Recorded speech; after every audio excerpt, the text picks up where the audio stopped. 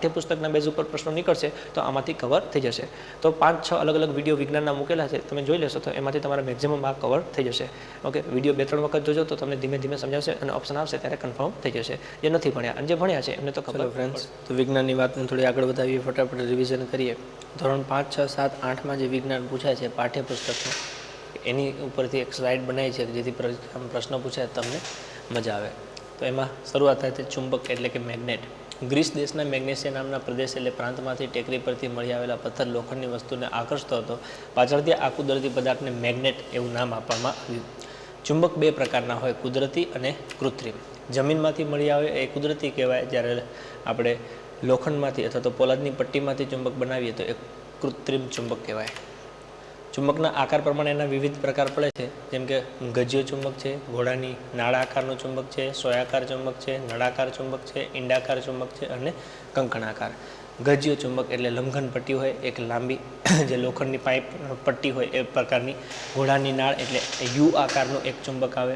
સોયાકાર ચુંબક હોકાયંત્રમાં જોવા મળે સોય. નળાકાર ચુંબક એટલે કે નળી પાઇપલાઇન ટ્યુબલાઇટ જેવું એક આવે નળાકાર. ઈંડાકાર એટલે ઈંડા જેવું આકાર હોય અને કંકણાકાર પોલો ચોકલેટ આવે ને એ પ્રમાણે રાઉન્ડ હોય, ગોળ. તો અથવા તો નટ બોલ્ટ એમાંથી જે બોલ્ટ હોય છે એ પ્રકારનું હોય, એને કહેવાય કંકણાકાર. તો આકારના આધારે અલગ અલગ 6 પ્રકાર પડે છે ચુંબકના. ચુંબક એ લોખંડની બનેલી વસ્તુને આકર્ષે છે. ચુંબક લોખંડ સિવાય કોબાલ્ટ અને નિકલની ધાતુને પણ આકર્ષે છે, એટલે યાદ રાખવાનું કોની ચુંબક લોખંડને આકર્ષે. કોબાલ્ટ, નિકલ અને લોખંડ આ ત્રણેયને ચુંબક આકર્ષે છે. ચુંબકીય ધ્રુવો હોકાયંત્રમાં દિશા જાણવા માટેનું સાધન છે, તેમાં ચુંબકીય સોયનો ઉપયોગ થાય છે. ચુંબકનું ચુંબકીય ક્ષેત્ર જ્યાં વધારે હોય એ વિસ્તાર કયો કહેવાય? તો કે ચુંબકનો ધ્રુવ પ્રદેશ આગળ વધારે હોય. દરેક ચુંબકને 2 ધ્રુવ હોય, ઉત્તર ધ્રુવ, દક્ષિણ ધ્રુવ. કોઈ પણ ચુંબકને તમે સમક્ષિતિજ સપાટી ઉપર લટકાવો તો એ ઉત્તર અને દક્ષિણ દિશામાં ઊભો રહેશે. 2 ચુંબકના સમાન ધ્રુવો વચ્ચે અપાકર્ષણ થાય છે, જ્યારે અસમાન ધ્રુવો વચ્ચે હોય ત્યારે આકર્ષણ થાય છે. સમાન ધ્રુવો હોય તો અપાકર્ષણ, અસમાન ધ્રુવો વચ્ચે આકર્ષણ થાય છે. ચુંબકમાં રહેલા નાના મોટા સૂક્ષ્મ ચુંબકોના સમૂહને ડોમેન કહેવાય છે. અતિ સૂક્ષ્મ ચુંબક કયા નામે ઓળખાય? તો કે ડોમેન તરીકે ઓળખાય. ચુંબકનું ચુંબક તો તેમાં વ્યવસ્થિત રીતે ગોઠવાયેલા એક જ દિશામાં ગોઠવાયેલા સૂક્ષ્મ ચુંબકીય ડોમેનને આભારી હોય છે. ચુંબકનું ચુંબકત્વ નાશ ક્યારે પામે? તો કે જ્યારે તમે ચુંબકને ગરમ કરો 500°C તાપમાનથી વધારે તાપમાને ગરમ કરીએ તો ચુંબકત્વ નાશ પામે છે. ચુંબકને વારંવાર પછાડો તો એનું ચુંબકત્વ નાશ પામે છે. ચુંબકને હથોડી જેવા સાધન વડે ટીપવાથી ચુંબકત્વનો નાશ પામે છે. 2 ચુંબકના સમાન ધ્રુવોને એકબીજાની નજીક લાંબો સમય સુધી રાખવાથી ચુંબકત્વ નાશ પામે છે. ચુંબકનો ઉપયોગ ક્યાં થાય છે? હોકાયંત્રમાં થાય છે. હોકાયંત્ર શેમાં વપરાય? દિશા જાણવા માટે વપરાય. ડાયનેમો ઇલેક્ટ્રોનિક મોટરની બનાવટમાં થાય છે. Radio, TV, telephone, loud speaker, microphone, વિદ્યુત ઘંટડી, વિદ્યુત પંખો, વોશિંગ મશીન, મિક્સર જેવા વિદ્યુત ઉપકરણોમાં થાય છે. જેટલી પણ ઇલેક્ટ્રિક આઇટમ આવે છે મોટાભાગે તેમાં ચુંબક હોય જ છે. કેટલાક રમકડાઓમાં પણ થાય છે. લોખંડની ખનિજ છૂટા પાડવાના યંત્રોમાં પણ ચુંબક વપરાય છે. સજીવ અને નિર્જીવ. સજીવ અને નિર્જીવમાં ફેર શું? સજીવ ખોરાક લે છે, શ્વસન કરે છે, હલનચલન પ્રચલન કરે છે, સંવેદના અનુભવે છે, પોતાના જેવો બીજો સજીવ ઉત્પન્ન કરે છે. નિર્જીવમાં આ વસ્તુ નથી જોવા મળતી. સજીવ અને નિર્જીવ વચ્ચે જો સૌથી મહત્વનો આ મુદ્દો હોય તો હલનચલન અને પ્રચલન. એમાંથી પ્રચલનની વાત કરીએ કે સજીવમાં 2 ભાગ પડશે, પ્રાણી અને વનસ્પતિ. પ્રાણી જેમ વનસ્પતિ પણ શ્વસન કરે છે. વનસ્પતિ પર્ણ દ્વારા શ્વસન કરે છે. તે પ્રાણીની જેમ, ખાસ યાદ રાખજો, પ્રાણીની જેમ શ્વસન વાયુમાં ઓક્સિજન જ લે છે અને કાર્બન ડાયોક્સાઇડ વાયુ મુક્ત કરે છે. આ વાત થઈ શ્વસનની. જ્યારે વનસ્પતિ દિવસે સૂર્યપ્રકાશની હાજરીમાં પોતાનો ખોરાક જાતે બનાવે છે, આને કહેવાય પ્રકાશ સંશ્લેષણ, અને એમાં કાર્બન ડાયોક્સાઇડ વાયુનો ઉપયોગ કરે છે અને ઓક્સિજન મુક્ત કરે છે. શ્વસનમાં કયો વાયુ લે વનસ્પતિ? ઓક્સિજન. મુક્ત કયો કરે? CO2. પ્રકાશ સંશ્લેષણમાં કયો વાયુ લે? CO2. અને મુક્ત કયો કરે? O2. સજીવનો પાયાનો એકમ છે કોષ. કોષ ભેગા થઈને શું બનાવે? તો કે કોષ ભેગા થઈને પેશી બનાવે. પેશી ભેગા થઈને શું બનાવે? તો કે તંત્ર બનાવે. અંગો બનાવે. અંગો ભેગા થઈને તંત્ર બને, પછી સજીવનું શરીર બને. સજીવનું શરીર એ તંત્ર અવયવ પેશીથી બનેલું હોય છે. સજીવનો રચનાત્મક અને ક્રિયાત્મક એકમ છે કોષ. ડુંગળીનો કોષ એ વનસ્પતિ કોષ કહેવાય. વનસ્પતિ કોષમાં કોષ દિવાલ અને હરિતગણ હોય છે, તારા કેન્દ્ર હોતું નથી. વનસ્પતિમાં કોષ દિવાલ શેની બનેલી હોય? તો કે સેલ્યુલોઝની બનેલી હોય છે. ગાલના કોષ એ પ્રાણી કોષ કહેવાય. પ્રાણી કોષમાં કોષ દિવાલ અને હરિતકણ હોતા નથી, પરંતુ તારા કેન્દ્ર હોય છે. સજીવોના કોષોનું નિરીક્ષણ કરવા સૂક્ષ્મદર્શક એટલે માઇક્રોસ્કોપનો ઉપયોગ થાય છે. કોષોમાં આવેલી સૂક્ષ્મ અંગિકાઓ જોવા માટે ઇલેક્ટ્રોન માઇક્રોસ્કોપ પણ વપરાય છે. કોષની રચનામાં 2 ભાગ પાડી શકાય છે, કોષ કેન્દ્ર અને કોષ રસ. આ ઉપરાંત વનસ્પતિ કોષમાં સેલ્યુલોઝની બનેલી નિર્જીવ કોષ દિવાલ હોય છે. કોષ દિવાલ શેની બનેલી હોય છે? સેલ્યુલોઝ. એકકોષી સજીવ. જે સજીવનું શરીર માત્ર એક જ કોષનું હોય તે એકકોષી કહેવાય. અતિ સૂક્ષ્મ હોય, આપણે નરી આંખે જોઈ શકતા નથી હોતા. જેમ કે ઈસ્ટ છે, ક્લેમિડોમોનાસ છે, વર્ટિસેલા છે, આ એકકોષી વનસ્પતિ છે. યાદ રાખજો, તમને એવું પૂછે કે નીચેનામાંથી એકકોષી વનસ્પતિ કઈ છે, તો વર્ટિસેલા છે, ઈસ્ટ છે, ક્લેમિડોમોનાસ છે, એકકોષી વનસ્પતિ છે. જ્યારે એકકોષી પ્રાણી પૂછે તો અમીબા છે, પેરામિશિયમ છે, પ્લાઝ્મોડિયમ છે, યુગ્લિના છે, આ એકકોષી પ્રાણીઓ છે. વનસ્પતિ પ્રાણી બંને ભાગ અલગ રાખજો એકકોષીમાં. બહુકોષી પ્રાણી અને વનસ્પતિ તમને યાદ રાખવાની જરૂર નહીં, એમને ખબર પડી જાય, કેમ કે તમે નરી આંખે જોઈ શકો. જે સજીવનું શરીર એક કરતાં વધારે કોષોનું બનેલું હોય છે તે બહુકોષી કહેવાય છે. બહુકોષી વનસ્પતિમાં હંસરાજ, બારમાસી, આંબો, લીમડો તમને ખબર પડે જ તે. કે પ્રાણીમાં હાઇડ્રા, અળસિયું, દેડકો, ઉંદર, મનુષ્ય તમને ખબર પડે જ તે. એટલે એકકોષીમાં યાદ રાખવા, બહુકોષી તમને એમને ખબર પડી જશે. ભારતના વૈજ્ઞાનિક જગદીશચંદ્ર બોઝે પ્રયોગ દ્વારા પુરવાર કર્યું કે વનસ્પતિ પર સંગીતની અસર થાય છે. સંગીતના કારણે વનસ્પતિનો વિકાસ વધુ થાય છે. આ માટે તેમણે વનસ્પતિની વૃદ્ધિ માપવા કેસ્કોગ્રાફ નામના સાધનની રચના કરેલી. કેસ્કોગ્રાફ નામનું સાધન કોણે બનાવ્યું? જગદીશચંદ્ર બોઝ. પોષક શ્રેણી. પર્યાવરણમાં બે પ્રકારના ઘટકો છે, જૈવિક અને અજૈવિક ઘટકો. જૈવિક ઘટકોમાં તમામ સજીવોનો સમાવેશ થાય છે, પ્રાણીઓ, પક્ષીઓ, જીવજંતુ વગેરે. અજૈવિકમાં હવા, પાણી, જમીન, પ્રકાશ, ઉર્જા, તાપમાન, ક્ષારો વગેરેનો સમાવેશ થાય છે. આહાર કડી. સજીવો વચ્ચે આહાર, ખોરાક અને અનુલક્ષીને જેવો એક જોવા મળતો ક્રમબદ્ધ સંબંધો એને આહાર કડી કહેવાય છે. આહાર કડીમાં ભક્ષ્ય એટલે જે વસ્તુ ખાવાની છે એ, અને ભક્ષક જે ખાય છે એ, એના વચ્ચે સંબંધ હોય છે. ખાનાર અને વસ્તુ એના ઉપર. ભૂચર આહાર કડી. ભૂચર એટલે જમીન ઉપર રહેનાર. ખેચર એટલે હવામાં ઉડનાર. તો ભૂચરમાં શું હોય તો કે ઘાસ, તીડ, દેડકો, સાપ, બાજ આ જોવા મળે. જો ઘાસ છે ને એને તીડ ખાય, તીડને કોણ ખાય? દેડકો, દેડકાને કોણ ખાય? સાપ, સાપને કોણ ખાય? બાજ. તો આવી રીતના આખી એક આહાર કડી બને છે. જળચર આહાર કડીમાં, જલીય વનસ્પતિમાં તમને જોવા મળે. આહાર કડીમાં 4 પ્રકારની પોષક શ્રેણી હોય. પ્રથમ ઉત્પાદક, બીજું છે બીજા ઉત્પાદકો શાકાહારી અથવા તૃણાહારી, ત્રીજી પોષક શ્રેણીમાં માંસાહારી, અને ચોથી પોષક શ્રેણીમાં ઉચ્ચ માંસાહારી. જેમ કે ઘાસ છે તો એ ઉત્પાદક થયું, એને તીડ ખાય તો તીડ એ તૃણાહારી થયું. ઓકે, એને કોણ ખાય તો કે તીડને દેડકો ખાય તો માંસાહારી થઈ ગયું, અને દેડકાને કોણ ખાય? સાપ, તો ઉચ્ચ માંસાહારી થઈ ગયું. આવું તમે બીજું જંગલમાં જોવા જાઓ તો વનસ્પતિ તૃણ, એને કોણ ખાય? હરણ, એટલે તૃણાહારી થયું. હરણને કોણ ખાય તો કે સિંહ, વાઘ ખાઈ જાય, એને માંસાહારી કહેવાય. સિંહ, વાઘ મરી જાય તો એને બાજ કે એ ખાઈ જાય. તો આવી રીતના ઉત્પાદકો. પછી તૃણાહારી અથવા શાકાહારી, શાકાહારીની ઉપર માંસાહારી, માંસાહારીની ઉપર ઉચ્ચ માંસાહારી. આહાર જાળ. દરેક આહાર કડી એકબીજા સાથે જોડાયેલી હોય છે. આ રીતે જોડાઈને આહાર જાળ બનાવે છે. આહાર કડી, આહાર જાળ અને પોષક શ્રેણીના પર્યાવરણને સંતુલન જાળવવા માટે અગત્યના છે. તેથી દરેક જંતુથી લઈ અને મોટા પ્રાણી, વનસ્પતિ, પર્યાવરણના અજૈવિક ઘટકોનું જતન કરવું એ આપણી એક નૈતિક ફરજ પણ બને છે. પાચન તંત્ર, શ્વસન તંત્ર, રુધિરાભિસરણ તંત્ર. એમાં પાચન તંત્ર ખોરાકના જટિલ ઘટકોનું સરળ ઘટકોમાં રૂપાંતર થવાની ક્રિયાને પાચન કહેવાય. પાચનના અંગો છે. ખોરાકમાં પાચનમાં ભાગ લેતા અંગોને પાચન અંગો કહેવાય છે. મોઢું એટલે મુખ છે, મુખ ગુહા છે, અન્નનળી, જઠર છે, નાનું આંતરડું, મોટું આંતરડું, મળાશય, મળદ્વાર. તમે આવું યાદ રાખી શકો. મું, કંઠ, અન્ન, જઠર, નાનું મોટું, મળાશય, મળદ્વાર. મું, કંઠ એટલે મુખ, મુખ ગુહા, કંઠનળી, અન્ન, જઠર, અન્નનળી, જઠર, નાનું આંતરડું, મોટું આંતરડું, મળાશય અને મળદ્વાર. ખોરાકમાં પાચનની શરૂઆત ક્યાંથી થાય તો કે મુખ ગુહાથી થાય છે. પાચનની શરૂઆત ક્યાંથી થાય તો કે મુખ ગુહા. યકૃત અને સ્વાદુપિંડ સહાયક પાચન અંગો છે. યકૃત અને સ્વાદુપિંડ આ બંને સહાય કરે છે. એ બંને જે યકૃત છે એમાંથી પિત્તરસ ઉત્પન્ન થાય, સ્વાદુપિંડમાંથી સ્વાદુરસ ઉત્પન્ન થાય, પણ બંને ભળે ક્યાં તો કે આંતરડામાં. એટલે સહાયક પાચક અંગો છે. પાચન તંત્ર પાચનની ક્રિયામાં ભાગ લેતા પાચન તંત્ર અને અંગો દ્વારા બને છે. મોઢું, મુખ ગુહા ખોરાક ચાવી અને કોળીઓ બનાવે છે. ખોરાકમાં સ્ટાર્ચનું પાચન થાય છે. જઠર ખોરાકને વલોવે, અર્ધપ્રવાહી બનાવે. ખોરાકમાંના પ્રોટીનનું અંશતઃ પાચન કરે છે. નાનું આંતરડું કાર્બોદિત, ચરબી, પ્રોટીનનું પાચન કરે છે. પચેલા પોષક તત્વોનું શોષણ કરે છે અને રુધિરમાં ભળે છે. મોટું આંતરડું વધારાના પાણીનું શોષણ કરે છે. યકૃત પિત્તરસ ઉત્પન્ન કરે છે. મળાશય બાકી રહેલ અપાચિત પદાર્થોનો સંગ્રહ કરે છે. સ્વાદુપિંડ રસ ઉત્પન્ન કરે છે. મળદ્વાર અપાચિત પદાર્થનું મળ સ્વરૂપે ઉત્સર્જન થાય છે. પછી શ્વસન તંત્ર. શ્વસન માર્ગમાં નાક, શ્વાસનળી, શ્વાસવાહિની, ફેફસા વગેરે આવેલા હોય છે. શ્વસન તંત્ર શ્વસનની ક્રિયામાં ભાગ લેતા અંગોથી રચાતા તંત્રને શ્વસન તંત્ર કહે છે. નાક તે શ્વાસ લેવાની અને ઉચ્છ્વાસ બહાર કાઢવાની ક્રિયા કરે છે. શ્વાસનળી શ્વાસમાંથી અને ઉચ્છ્વાસમાંથી હવાનું વહન કરે છે. શ્વાસવાહિની તે મારફતે હવા ફેફસામાં જાય છે. ફેફસા વાયુકોષ્ઠમાં આવેલી હવામાં ઓક્સિજન રુધિરમાં ભળે છે. રુધિરમાંથી કાર્બન ડાયોક્સાઇડ વાયુકોષ્ઠમાં જાય છે. એટલે ફેફસા પાસે વાયુકોષ્ઠ આવેલા હોય છે, જેમાંથી હવા એટલે તમે શ્વાસ લો એમાંથી ઓક્સિજન લોહીમાં ભળે અને લોહીમાંથી કાર્બન ડાયોક્સાઇડ પાછો બહાર આવે. ઉરોદર પટલ તે ફેફસાને સંકોચવા અને વિસ્તરણ માટે મદદરૂપ થાય છે. રુધિરાભિસરણ તંત્ર, રુધિરનું શરીરમાં વહન થવાની ક્રિયાને રુધિરાભિસરણ તંત્ર કહેવાય. રુધિરાભિસરણ તંત્રમાં રુધિરભિસરણની ક્રિયા સાથે સંકળાયેલા અંગો એ આવેલા હોય છે, જેમ કે હૃદય છે, ધમની છે, શિરા છે, કેશિકાઓ છે. હૃદય એ પંપનું કામ કરે.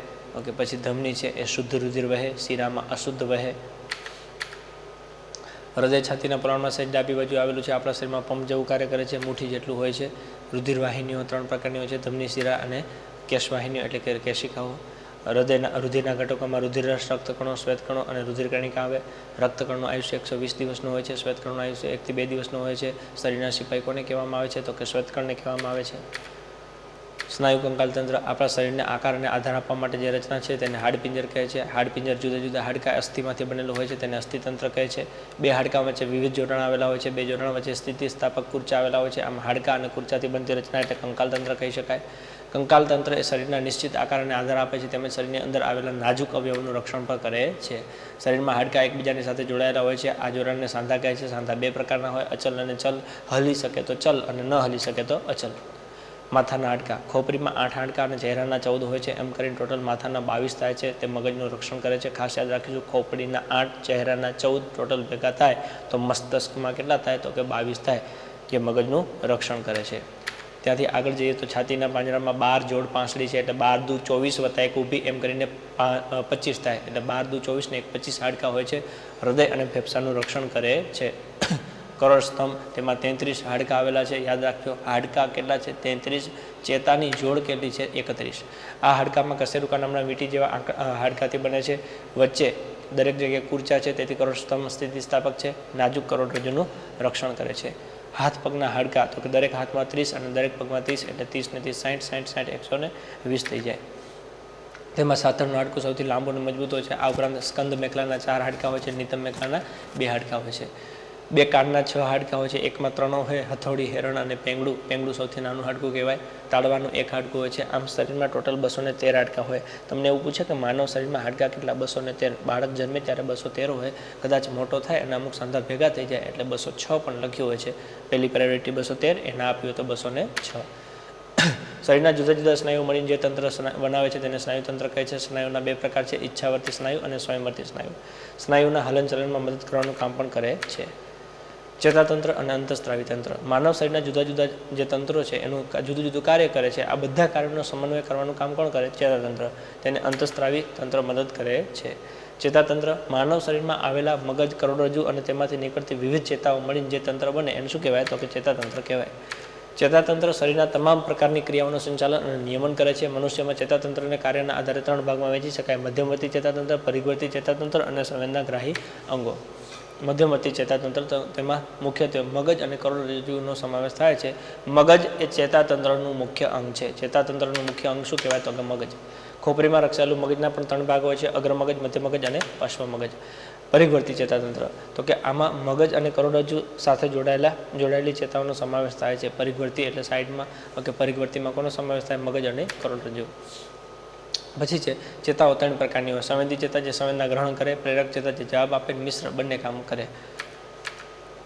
સંવેદના: ગરમી, ઠંડી, સ્પર્શ, પીડા, સ્વાદ, ગંધ, ધ્વનિ વગેરે પ્રકાશ જેવી બાબતોનો અનુભવ કરવું એને સંવેદના કહેવાય.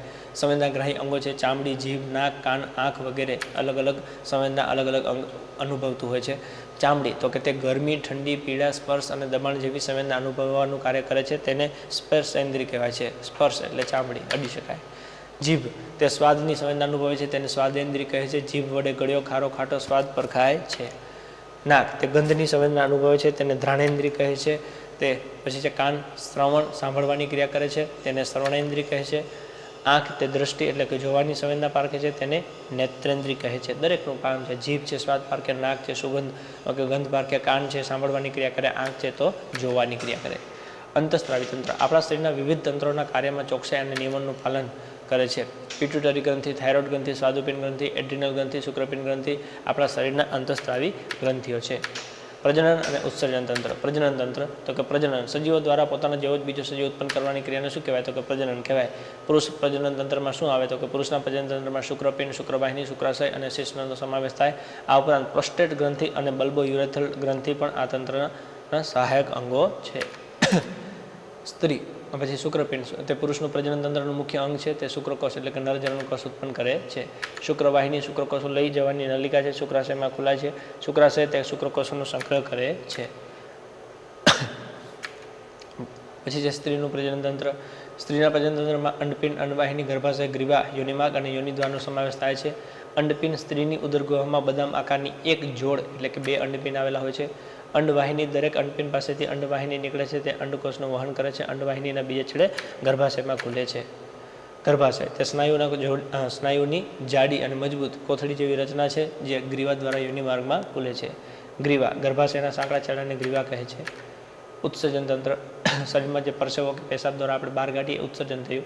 ઉત્સર્જન સજીવો દ્વારા બિનઉપયોગી હાનિકારક પ્રવાહી પદાર્થોને શરીરની બહાર કાઢવાની ક્રિયાને ઉત્સર્જન કહેવાય. ઉત્સર્જન તંત્ર ઉત્સર્જનની તંત્ર મુખ્યત્વે મૂત્રપિંડ, મૂત્રવાહિની, મૂત્રાશય અને મૂત્રમાર્ગનો સમાવેશ થાય છે. મૂત્રપિંડ કરોડની બંને બાજુ એક એમ 2 મૂત્રપિંડ આવેલા છે. તે વાલના દાણા જેવા આકારના હોય છે. ઘેરા કથ્થાઈ રંગના હોય છે. તેમાં રુધિરના ગાળણની ક્રિયા થાય છે અને મૂત્ર રૂપે પ્રવાહી ઉત્સર્ગ દ્રવ્ય છૂટું પડે છે. એટલે તમને એવો પ્રશ્ન પૂછાય કે રુધિરનું શુદ્ધિકરણ ક્યાં થાય છે? તો રુધિરનું શુદ્ધિકરણ આપણે ફેફસામાં જ થાય. ઇનકેસ કદાચ ફેફસા ના આપ્યા હોય તો મૂત્રપિંડ એટલે કિડની થાય, કેમ કે તે શુદ્ધિકરણ ના થાય, ત્યાં ખાલી ગાળણ થાય. શુદ્ધિકરણ ક્યાં થાય? ફેફસામાં થાય.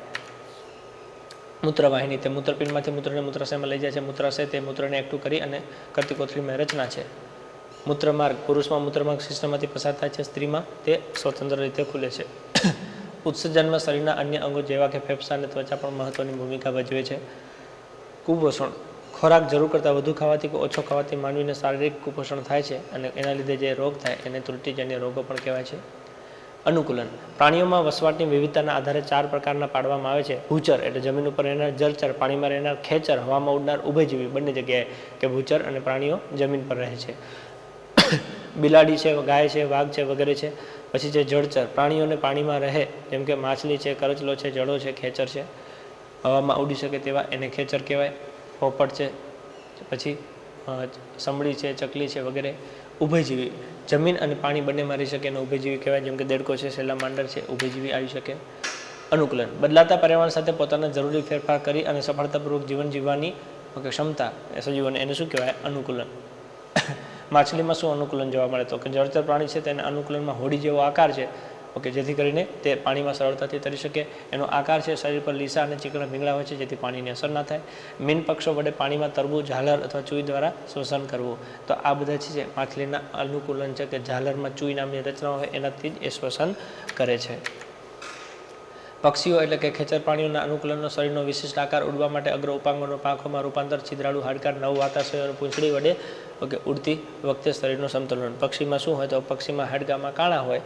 એની ખાસ જોગવાઈ છે અને આકાર એનો હવામાં ઉડી શકે એવો હોય. પછી છે ઊંટ રણવાસી પ્રાણીના અનુકૂલનનો પગના તળિયાના ભાગ પહોળા ગાદી જેવા હોય છે. ખૂબ જ ઓછા પાણીમાં લાંબો સમય સુધી ચલાવી શકવાની ક્ષમતા ધરાવે છે. ખૂંદમાં ચરબીનો સંગ્રહ અને અલ્પ માત્રામાં મૂત્રનો ત્યાગ પણ એની સાથે સંકળાયેલા છે. ઊંટને રણનું વહાણ પણ કહેવાય. પછી છે કેમેલિયન તેમજ કાચિંડાના અનુકૂલન લાંબી પાતળી ચાબુક જેવી પૂંછડી, કીટકને પકડવાથી લાંબી ચીકણી જીભ હોય છે. કાચિંડામાં અનુકૂલનમાં શું હોય? તો કે લાંબી જીભ હોય છે. રંગ પરિવર્તનનો ગુણધર્મ હોય. એ જે ઝાડ ઉપર બેઠું હોય એ ડાળી પ્રમાણે રંગ લઈ લે કે જેથી દુશ્મનોને ખબર ના પડે. વનસ્પતિમાં વસવાટની વિવિધતાના આધારે 3 પ્રકાર પાડવામાં આવે. શુષ્કોદ્ભિદ જે સૂકા વિસ્તારમાં થતી હોય, બાવળ છે, બોરડી છે, આંકડો છે વગેરે. જલોદ્ભિદ એમાં પાણી વ્યવસ્થિત મળી રહેતું હોય. કમળ છે, શિંગોળા છે, બામ છે એ જલોદ્ભિદ પાણીમાં થાય. મધ્યોદ્ભિદ ઓછું પાણી હોય તો ચાલે, વધારે હોય તો ચાલે. લીમડો છે, બારમાસી છે, આંબો છે વગેરે મધ્યોદ્ભિદ કહેવાય. શુષ્કોદ્ભિદમાં પાણી બિલકુલ ના હોય. જલોદ્ભિદમાં નકરું પાણી જ હોય. મધ્યોદ્ભિદમાં બંને અડધું અડધું હોય. શુષ્કોદ્ભિદ વનસ્પતિમાં અનુકૂલનો તો કે શુષ્કોદ્ભિદમાં મૂળતંત્ર સુવિકસિત હોય. પર્ણો નાના અને ઓછા પર્ણોનું કાંટામાં રૂપાંતર, પ્રકાંડ લીલું અને માસલ અને દળદાર હોય. તો આ એની અનુકૂલન છે. જો મૂળતંત્ર સુવિકસિત હોય, પર્ણો નાના હોય એટલે બાષ્પીભવન ઓછો થાય. બાષ્પીભવન ઓછું થાય તો પાણી ઓછું જોઈએ. તો આમે શુષ્કોદ્ભિદમાં પાણી કેવું હોય છે? ઓછું હોય છે. જલોદ્ભિદ વનસ્પતિના અનુકૂલનનો મૂળતંત્ર અલ્પ વિકસિત હોય છે. પ્રકાંડ પાતળું અને પોલું, પર્ણો પહોળા હોય છે. એનું કારણ છે કે જમીન પાણીની અંદર થાય તો મૂળતંત્ર એકદમ હાવ નબળું હોય. પર્ણો લાંબા હોય તો પાણી ઉપર તરી શકે અને મૂળતંત્ર વજનમાં હલકું હોય. મધ્યોદ્ભિદ વનસ્પતિ અનુકૂલન મૂળ સુવિકસિત પ્રકાંડ શાખામાં મજબૂત પર્ણ બંને બાજુ પર્ણરંધ્ર જોવા મળે છે. પછી જે માપનની વાત કરીએ તો લંબાઈનું માપન પહેલાંના સમયમાં આંગળી વેંત એવા અલગ અલગ એકમથી વપરાતું, પણ એ બધા માટે જુદું પડે. દરેક વ્યક્તિના આંગળા વેંત અથવા તો ડગલા સરખા નથી હોતા, તેથી તે પ્રમાણભૂત ના કહી શકાય. કોઈ વસ્તુનું ચોક્કસ માપ મેળવવા માટે કેટલાક સર્વનામ પ્રમાણભૂત સાધનો એકમો વિકસાવવા જરૂરી બન્યા છે. ઓકે, આ જે ચોક્કસ જરૂરી બન્યા છે એને આપણે માપન કહીશું. લંબાઈના માપન માટે પ્રમાણભૂત એકમ કયો છે તો કે મીટર છે. પ્રમાણભૂત સાધન કયું છે? માપપટ્ટી. માપપટ્ટી વડે તમે લંબાઈ માપી શકો અને એમાં જવાબ શેમાં આવે તો કે પ્રમાણભૂત એકમ મીટરમાં. તારાઓ જેવા અવકાશી પદાર્થો વચ્ચેનું અંતર માપવા માટે 1 પ્રકાશ વર્ષ એટલે 1 પ્રકાશ વર્ષ બરાબર શૂન્ય અવકાશમાં પ્રકાશના એક કિરણે કાપેલું અંતર કેટલું થાય તો કે 9.46 × 10^12 કિલોમીટર અને 9.46 × 10^15 મીટર. બેમાંથી જે ઓપ્શનમાં આપે તે. 1 પ્રકાશ વર્ષ એટલે 9.46 × 10^12 કિલોમીટર, મીટર પૂછે તો 10^15. સમયનું માપન. સમયનું પ્રમાણભૂત એકમ સેકન્ડ છે. તેનાથી મોટા એકમ છે મિનિટ છે, કલાક છે, દિવસ છે, અઠવાડિયું, પખવાડિયું છે, માસ અને વર્ષ છે. રેતગડી, જળગડી સમયના માપન માટે અંદાજિત માપનના સાધનો છે. કોઈપણ પદાર્થ દળ, વજન, કદ, ઘનતા વગેરે ભૌતિક રાશિઓનું માપન જુદી જુદી રીતે કરવામાં આવે છે. દળ. પદાર્થમાં સમાયેલા દ્રવ્યના જથ્થાને પદાર્થનું દળ કહે છે. દળની સંજ્ઞા m છે માસ ઉપરથી. ઓકે, તે પદાર્થનું દળ એક સરખું રહે છે. દળનું માપન કરવા માટે ત્રાજવા એટલે કે ભૌતિક તુલા અને વિવિધ વજનિયાનો પણ ઉપયોગ થાય છે. દળનો પ્રમાણભૂત એકમ કિલોગ્રામ છે, તેને kg વડે દર્શાવાય છે. દળના નાના એકમો ગ્રામ, મિલીગ્રામ વગેરે પણ છે. દળના મોટા એકમમાં ક્વિન્ટલ અને મેટ્રિક ટન પણ છે. વજન. કોઈ પણ સ્થળે પદાર્થ પર લાગતા ગુરુત્વાકર્ષણ બળને તે સ્થળનું તે પદાર્થનું વજન કહે છે. વજનની સંજ્ઞા W છે, વેઇટ ઉપરથી. W બરાબર mg. m એટલે પદાર્થનું દળ અને g એટલે ગુરુત્વ પ્રવેગ. ગુરુત્વ પ્રવેગ કેટલું છે? 9.8 મીટર પ્રતિ સેકન્ડનો સ્ક્વેર. વજનનો એકમ ન્યૂટન n છે. વજનના માપન માટે સ્પ્રિંગ કાંટો અથવા તો કમાન કાંટો પણ વપરાય છે. પૃથ્વીની સપાટીથી જેમ જેમ ઊંચાઈ ઉપર જઈએ તેમ તેમ ગુરુત્વાકર્ષણ બળનું મૂલ્ય ઘટતું જાય છે. તેથી ઊંચાઈ પર પદાર્થનું વજન કેવું થાય છે? ઓછું. અને એમાં તમે જો ઉપર જતા જતા ચંદ્ર ઉપર પૂગી જાવ તો ચંદ્ર ઉપર કેટલા થઈ જાય? 6ઠા ભાગનું. પૃથ્વી કરતાં ચંદ્ર પર વજન 6ઠા ભાગનું થઈ જાય. ચંદ્ર પરથી પૃથ્વી ઉપર આવો તો 6 ગણું થઈ જાય. કદ. પદાર્થે રોકેલી જગ્યાને પદાર્થનું કદ કહે છે. કદની સંજ્ઞા v છે. વોલ્યુમ ઉપરથી v કહેવાય. પદાર્થે રોકેલી જગ્યાને પદાર્થનું કદ કહે છે, તેની સંજ્ઞા છે v. કદનો પ્રમાણભૂત એકમ ઘન મીટર છે. નાનો એકમ ઘન સેન્ટીમીટર છે. કોઈપણ પ્રવાહીને સમાવવાની ક્ષમતાને પાત્રની ગુંજાશ કહે. કેપેસિટી એટલે એની ગુંજાશ કહેવાય. પ્રવાહીનું કદ માપવા લીટર, મિલીલીટર એકમ વપરાય છે. પ્રવાહીમાં ડૂબે તેમજ અદ્રાવ્ય રહે તેવા અનિયમિત આકારના ઘન પદાર્થનું કદ માપન અંકિત નળાકાર અથવા તો સ્થળાંતર પાત્રની મદદથી પણ કરી શકો છો. નિયમિત આકારના ઘન પદાર્થોનું કદ સૂત્ર દ્વારા તમે પણ શોધી શકો છો. ઘનતા તો કે પદાર્થના દળ અને કદના ગુણોત્તરને પદાર્થની ઘનતા કહેવાય છે. દળ અને કદનો ગુણાકાર. ઘનતા એટલે ડેન્સિટી d કહેવાય. d બરાબર શું થાય તો કે દળ ભાગ્યા કદ. ઘનતાનો એકમ દળ છે એ કિલોગ્રામમાં હોય અને કદ છે એ શેમાં હોય તો કે ઘન સેન્ટીમીટરમાં હોય. એટલે એનો એકમ કિલોગ્રામ પ્રતિ ઘન મીટર થશે. પદાર્થના ભારેપણા કે હલકાપણાની સરખામણી કરવા માટે ઘનતા ધ્યાનમાં લેવાય. પાણીની ઘનતા કેટલી છે? 1 ગ્રામ પ્રતિ ઘન સેન્ટીમીટર. સાદા યંત્ર. સાદા યંત્રો જે સાધનો વડે આપણા કામ સરળતાથી અને ઝડપી પતી જાય છે એને સાદા યંત્ર કહેવાય છે. 6 પ્રકાર છે. ઉચ્ચાલન છે, ઢાળ છે, સ્ક્રૂ છે, ફાચર છે, પેરડું અને ધરી છે, ગરગડી. ઓકે, ઉચ્ચાલનમાં તમે સાણ, સીન એ બધું આવી જાય. ઢાળ છે એમાં તમે કોઈ સીડી ઉપર ચડતા હોય તો આવી જાય. સ્ક્રૂમાં જેક આવી જાય. ફાચર એટલે કુહાડી ને દાંતરડું ને આવી જાય. પેરડું અને ધરી અને ગરગડી આવા અલગ અલગ 6 પ્રકારના સાદા યંત્ર છે. કાતર, સાણસી, સુડી, ચીપીઓ વગેરે ઉચ્ચાલન છે. ઉચ્ચાલનમાં અલગ અલગ 3 પ્રકાર પડતા હોય છે. ટ્રકની પાછળ ઢળતું પાટિયું ગોઠવવાથી ઢાળની રચના થાય છે. દાદર પર્વત ચડવા માટે પણ ઢાળ વપરાય છે. ટાયર બદલતી વખતે ટ્રકને ઊંચી કરવા માટે જે જેક સ્ક્રૂનો ઉપયોગ થાય છે તે સ્ક્રૂ છે. ચપ્પુ, દાંતરડું, કુહાડી વગેરે સિદ્ધાંત ફાચરના સિદ્ધાંત ઉપર કામ કરે છે. પેરડું એ માનવીએ કરેલી શોધમાં સૌથી અગત્યની ક્રાંતિકારી શોધ છે. કઈ તો કે પેરડું. યંત્રોમાં પેરડાનો ઉપયોગ થાય છે. પેરડું અને ધરી સાથે જ હોય છે. કૂવામાં પાણી ખેંચવા માટે ગરગડી વપરાય છે. ગરગડી એ પ્રકારનું સાદું યંત્ર છે. ગરગડી વડે કાર્ય કરવા માટે જરૂરી બળમાં ઘટાડો થતો નથી, પરંતુ તેની બળની દિશા બદલી શકાય છે. જટિલ યંત્રો. 2 કે તેથી વધુ સાદા યંત્રોના ઉપયોગથી બનેલા સાધનોને જટિલ યંત્ર કહે છે. સાયકલ છે, સીવવાનો સંચો છે, ટાઈપરાઇટર છે વગેરે જટિલ યંત્રો ગણી શકાય. પછી ઉચ્ચાલન. જે સાધન વડે સરળતાથી, ઝડપી અને ઓછી મહેનતથી કામ થઈ શકે તેને સાદું યંત્ર કહે છે. ઉચ્ચાલન. આધાર બિંદુની આસપાસ મુક્ત રીતે ફરી શકે તેવા મજબૂત દંડને ઉચ્ચાલન કહે છે. ઉચ્ચાલન એક પ્રકારનું સાદું યંત્ર છે. ઉચ્ચાલનમાં ભાગ હોય, આધાર બિંદુ હોય, ભાર હોય, પ્રયત્ન બળ હોય. આધાર બિંદુ ઓકે તો કે જેમાં આધાર બિંદુ વચ્ચે હોય. ઉચ્ચાલનમાં જે બિંદુના આધારે દંડ મુક્ત રીતે ફરી શકતો હોય તે બિંદુને આધાર બિંદુ કહે છે. પછી છે ભાર. ઉચ્ચાલનમાં એક છેડા વડે જે વસ્તુને ખસેડવામાં, ઊંચકવામાં, કાપવામાં આવે છે એને ભાર કહેવાય છે. પ્રયત્ન બળ. ઉચ્ચાલનના એક છેડે કાર્ય કરવા માટે જે બળ લગાડવામાં આવે છે તેને પ્રયત્ન બળ કહેવાય છે. એટલે 3 શબ્દો છે: આધાર બિંદુ, ભાર અને પ્રયત્ન બળ. જ્યાંથી મુક્ત રીતે દંડ ફરી શકે આધાર બિંદુ, જ્યાં વસ્તુ કાપવાની મૂકવાની છે ભાર, અને જ્યાં તમારે બળ લગાડવાનું છે એને કહેવાય પ્રયત્ન બળ. ઉચ્ચાલનનો સિદ્ધાંત. તો કે ભાર અને ભાર અંતર બરાબર પ્રયત્ન બળ અને પ્રયત્ન બળ અંતર. કોઈપણ વસ્તુને ઊંચકવા માટે પ્રયત્ન બળ અંતર જેમ જેમ વધારવામાં આવે છે તેમ તેમ ઓછા પ્રયત્ન બળથી તમે કાર્ય કરી શકો છો. ઉચ્ચાલનના 3 પ્રકાર છે. પ્રથમ પ્રકારનું, બીજા પ્રકારનું, ત્રીજા પ્રકારનું. ઓકે, યાદ રાખી શકો તમે. ABP અસ્મિતા કરીને એક ચેનલ આવે છે. ABP, A એટલે આધાર બિંદુ, ઓકે, પછી P એટલે પ્રયત્ન બળ, B એટલે ભાર અને P એટલે પ્રયત્ન બળ. ઓકે, પહેલામાં શું આવે તો કે આધાર બિંદુ વચ્ચે આવે, બીજામાં શું આવે તો કે ભાર વચ્ચે આવે, અને ત્રીજામાં શું આવે પ્રયત્ન બળ વચ્ચે આવે. પ્રથમ પ્રકારનું ઉચ્ચાલન, તેમાં આધાર બિંદુનું સ્થાન ભાર અને પ્રયત્ન બળની વચ્ચે આવે, એટલે વચ્ચે શું આવ્યું તો કે આધાર બિંદુનું ABP. પહેલામાં આધાર બિંદુ, બીજામાં ભાર અને ત્રીજામાં પ્રયત્ન બળ. આધાર બિંદુનું સ્થાન ભાર અને પ્રયત્ન બળની વચ્ચે હોય છે. કાતર છે, સાણસી છે, પછી ત્રાજવું છે, આ બધા પ્રથમ પ્રકારના ઉચ્ચાલન છે. દ્વિતીય પ્રકારનું ઉચ્ચાલન, તેમાં ભારનું સ્થાન આધાર બિંદુ અને પ્રયત્ન બળની વચ્ચે આવેલું હોય છે. સૂળી છે, હોડીનું હલેસું છે વગેરે, એટલે કાતર છે, સાણસી છે એ પ્રથમ પ્રકાર કહેવાય. સૂળી છે, હોડીનું હલેસું છે એ દ્વિતીય પ્રકાર કહી શકાય.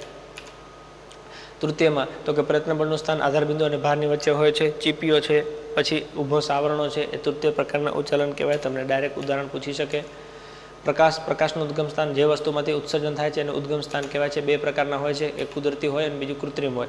પ્રકાશનું કુદરતી ઉદ્ગમ સ્થાન જોવા જઈએ તો સૂર્ય છે, તારા છે, આજ્ઞા છે. કૃત્રિમમાં ટોર્ચ છે, ફાનસ છે, મીણબત્તી છે, આ બધા કૃત્રિમ કહેવાય. આજ્ઞા એ પ્રકાશનું ઠંડુ કુદરતી ઉદ્ગમ સ્થાન છે.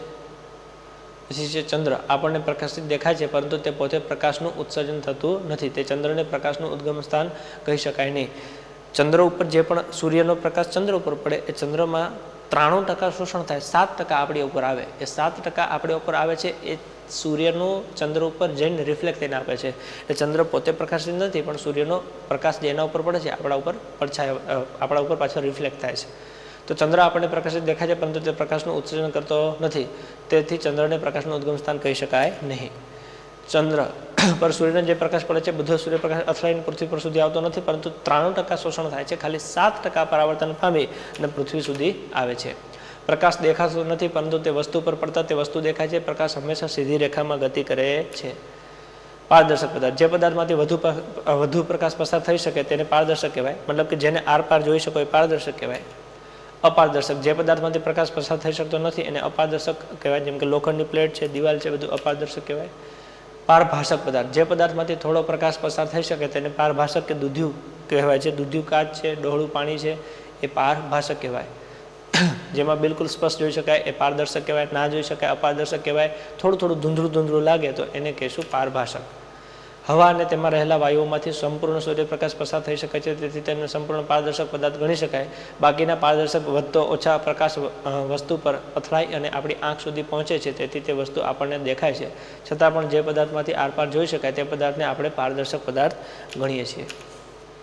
પ્રકાશના માર્ગમાં અપારદર્શક તરીકે આવવાથી પ્રકાશ અવરોધાય છે અને એનો પડછાયો પડે છે. પ્રકાશના ઉદ્ગમ સ્થાન આપણી વચ્ચે જો કોઈ અપારદર્શક પદાર્થ આવે તો તે પડછાયો આપણી આંખ પર પડે છે. આપણે પ્રકાશનું ઉદ્ગમ સ્થાન જોઈ શકતા નથી. સૂર્યગ્રહણ અને ચંદ્રગ્રહણ પ્રક્રિયા પણ પડછાયાના કારણે થાય છે. ખૂબ અગત્યનો પ્રશ્ન છે સૂર્યગ્રહણ અને ચંદ્રગ્રહણ. સૂર્યગ્રહણની ઘટના અમાસના દિવસે થાય. મિત્રો યાદ રાખજો, અમાસના દિવસે આમે ચંદ્ર ના હોય એટલે ચંદ્રગ્રહણ થાય તો ના ખબર પડે. એટલે ચંદ્રગ્રહણ અને સૂર્યગ્રહણમાં અમાસના દિવસે શું થાય તો કે સૂર્યગ્રહણ થાય. સૂર્યગ્રહણની ઘટના અમાસના દિવસે થાય છે, જ્યારે ચંદ્રગ્રહણની ઘટના છે પૂનમની રાત્રે થાય છે.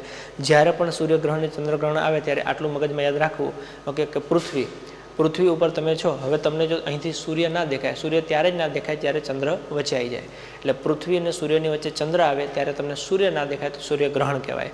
જ્યારે ઓકે તમારે પૃથ્વી અને ચંદ્ર એની વચ્ચે સૂર્ય આવે તો સૂર્ય વચ્ચે આવી જાય તો એના લીધે તમને ચંદ્ર દેખાય નહીં, તો એ ચંદ્રગ્રહણ કહેવાય. સૂર્યગ્રહણ ક્યારે થાય? સૂર્યગ્રહણ અમાસના દિવસે થાય. ચંદ્રગ્રહણ ક્યારે થાય? પૂનમની રાત્રિ થાય. પેરિસ્કોપ ક્યાં વપરાય તો કે પ્રકાશના પરાવર્તનના સિદ્ધાંત ઉપર કાર્ય કરે છે. સબમરીનમાં વપરાતું હોય છે. ગુણક પરાવર્તનના કારણે મળતા પ્રતિબિંબોની સંખ્યા શોધવાનું સૂત્ર. પ્રતિબિંબની સંખ્યા બરાબર શું થાય તો કે 360 ભાગ્યા 2 અરીસા વચ્ચેનો ખૂણો -1. તમને જેટલા પ્રતિબિંબ જોતા હોય એટલા મળી શકે. 90નો ખૂણો હોય તો 90, 360 ભાગ્યા 90, 9 ચોક 36, 4માંથી 1 જાય તો પ્રતિબિંબ કેટલા મળે તો કે 3 મળે. કેલિડોસ્કોપ ગુણક પરાવર્તનના સિદ્ધાંત ઉપર કામ કરે છે. અંતર્ગોળ અરીસાનો ઉપયોગ ક્યાં થાય તો કે પરાવર્તક તરીકે થાય છે સેવિંગ મિરરમાં. ખાસ યાદ રાખવાનું, દાઢી કરવા માટે કયો અરીસો વપરાય? અંતર્ગોળ અરીસો સેવિંગ મિરર તરીકે વપરાય. પેરામ્બોલિક કુકરમાં પણ એ વપરાય છે. જ્યારે બહિર્ગોળ અરીસાનો ઉપયોગ પૂછે મિત્રો તો યાદ રાખજો, વાહનોમાં જે વપરાય ને એ બહિર્ગોળ અરીસા હોય. વાહનોમાં વપરાય કયા હોય? બહિર્ગોળ હોય. જ્યારે દાઢી કરવા માટે શું વપરાય? તો કે અંતર્ગોળ અરીસા વપરાય છે. તો આ જે વિજ્ઞાન છે એ તમે 5, 6, 7, 8ના પુસ્તકોમાં જોઈ શકો એવું વિજ્ઞાન છે. એટલે પાઠ્યપુસ્તકના બેઝ ઉપર પ્રશ્નો નીકળશે તો આમાંથી કવર થઈ જશે. તો 5, 6 અલગ અલગ વિડીયો વિજ્ઞાનના મૂકેલા છે, તમે જોઈ લેશો તો એમાંથી તમારા મેક્ઝિમમ આ કવર થઈ જશે. ઓકે, વિડીયો 2-3 વખત જોજો તો તમને ધીમે ધીમે સમજાવશે અને ઓપ્શન આવશે ત્યારે કન્ફર્મ થઈ જશે. જે નથી ભણ્યા અને જે ભણ્યા છે એમને તો ખબર પડશે જ તે. તો ફરી મળીશું નવા વિડીયોમાં.